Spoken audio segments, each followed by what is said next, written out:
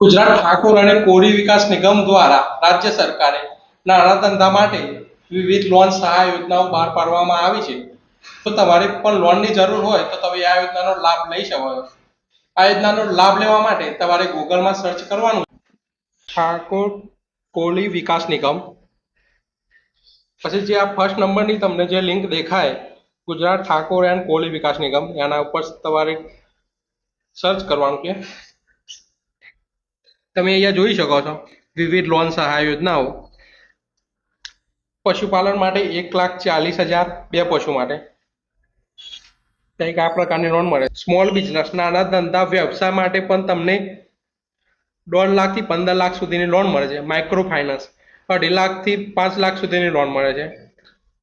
સ્વર્ણિમા યોજના મહિલા માટે, આ યોજનામાં તમને 2 લાખ સુધીની લોન મળે છે. મહિલા સમૃદ્ધિ યોજના, આ યોજનામાં તમને 1,25,000 સુધીની લોન મળે છે.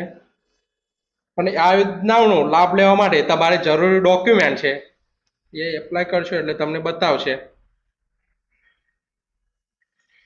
અરજી કરવા માટે જરૂરી દસ્તાવેજ: જાતિનો દાખલો, વાર્ષિક આવક, શાળા છોડવાનું પ્રમાણપત્ર, આધાર કાર્ડ, રેશન કાર્ડ.